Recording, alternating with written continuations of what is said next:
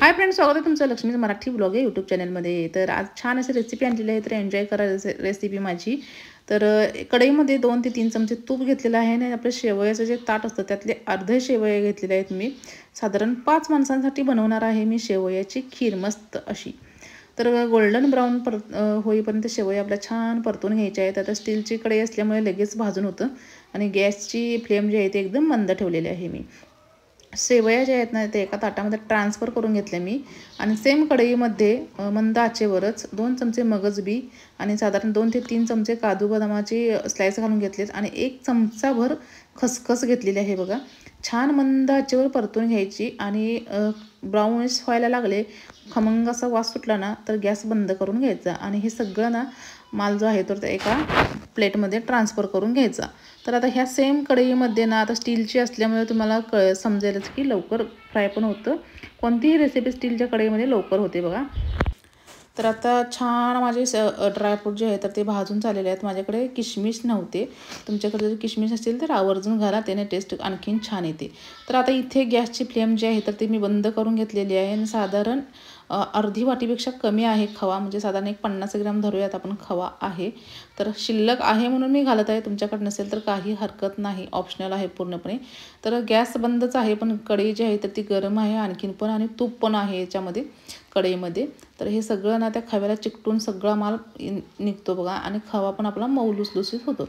तर आता खवा छान मऊ करून घेतलेला आहे मी, कढईमधला खवा जो आहे तो आता काढून घेते आणि सेम कढईमध्ये ना एका वाटीने, म्हणजे आता तुम्ही जर वजनी म्हणाल तर 100 ग्रॅम साखर आहे ही आणि त्याच वाटीने सेम 1 वाटीभर दूध घेतलेलं आहे, साधारण 200 ml दूध आहे हे आणि अर्धी वाटी पाणी, म्हणजे जेवढं आपण साखर घेतली होती तेवढंच पाणी घेतलेलं आहे। गॅसची फ्लेम बंद होती, आता गॅस चालू केलेला आहे मी। मंद आचेवर आपल्याला परतून घ्यायचं आहे। गरम व्हायला लागलं, हलकंसं गरम झालं ना याच्यामध्ये आपल्याला लगेच खवा टाकून घ्यायचा आहे। खवा थंड असताना तर घाला किंवा मग पूर्ण रेसिपी झाल्यानंतर घातली तरी काही हरकत नाही, पण ज्यावेळेला दूध उकळतं ना त्यावेळेला खवा मात्र टाकू नका। यात काय होतं, दूध उकळल्या खवा जर आपण टाकला तर दूध फाटण्याची शक्यता असते। तर साखर विरघळल्यानंतर मी आता इथे खवा घालून घेणार आहे। अजून गॅसला तुम्ही इथे बघू शकताय दुधाला उकळी आलेली नाही इथे।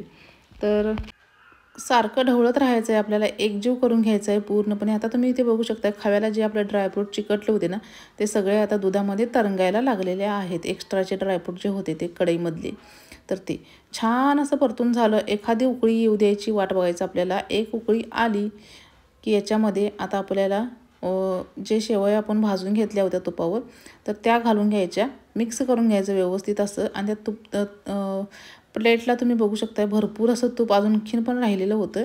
तर गरम दूध घातल्यानंतर काय होतं ते मेल्ट होऊन तूप ना दुधाबरोबर येतं। मग मी अशा पद्धतीने तूप जे आहे तर ते ह्याच्यामध्ये रेसिपीमध्ये घेतलं। आता छान मिक्स करून घेतल्यानंतर ना लगेच आपल्याला ड्रायफ्रूट, भाजून ठेवलेलं ड्रायफ्रूट आणि 1 चमचा वेलचीची पूड घालून घेतली। याच्यातसुद्धा तूप होतं तर ते सुद्धा अशा पद्धतीने हे करून घेतलं।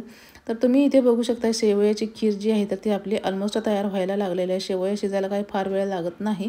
आता याच्यामध्ये ना चवीला थोडंसं जायफळ घालायचं आपल्याला, याच्याने ना खूप सुंदर अशी टेस्ट येते बघा। म्हणजे ह्याची टेस्ट जी आहे ती आणखीन इन्हॅन्स होते, म्हणजे एक वेगळा असा फ्लेवर येतो। जर तुम्ही ही जर खीर खाल्लात ना तर मुस्लिम लोक जे सणाला शिरकुर्मा करतात ना तर ती सुद्धा शिरकुर्मा तुम्ही विसरून जाल, इतकी टेस्टी चविष्ट खीर झाली होती ही। आणि शेवटी ना याच्यामध्ये आणखीन 1 चमचा भरून घट्ट असं तूप घातलं, छान मिक्स करून घेतलं आणि याच्यामध्ये आता तुम्हाला ना थोडंसं खीर घ्यायची आणि थोडं दूध घ्यायचं आपल्याला आणि मग आपण खायला सुरुवात करायची। पाणी घातल्यामुळे खीर जे आहे ना ते घट्ट व्हायला थोडंसं हे होतं बघा। तुम्ही डायरेक्टली दुधात शिजवलं ना तर काही हरकत नाही, पण ते थंड झाल्यानंतर ना ते शेवया फुगतात आणि दूध सगळं पितात। त्यामुळे थोडंसं पाण्याचं प्रमाण घातलात ना तर त्याची कन्सिस्टन्सी जी आहे तर ती अशा पद्धतीने होते बघा। याच्यामध्ये आता घालताना आपल्याला सर्व करताना ना थोडं दूध आणि थोडं शेवयाची खीर अशा पद्धतीने घालून घ्यायचं आहे। तर चला, गोडाचा पदार्थ म्हणला की सगळ्यात आधी नैवेद्य हा आलाच, तर मी सुद्धा नैवेद्य काढून घेतलेला आहे। आणि आजची ही साधी सोपी सुटसुटीत रेसिपी तुम्हाला कशी वाटली हे नक्की कमेंट करून सांगा।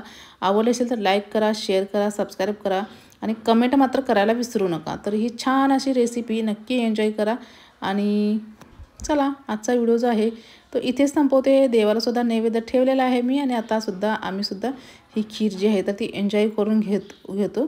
तर चला, बाय, पुन्हा भेटूया अशाच एका छान छान नवीन व्हिडिओमध्ये।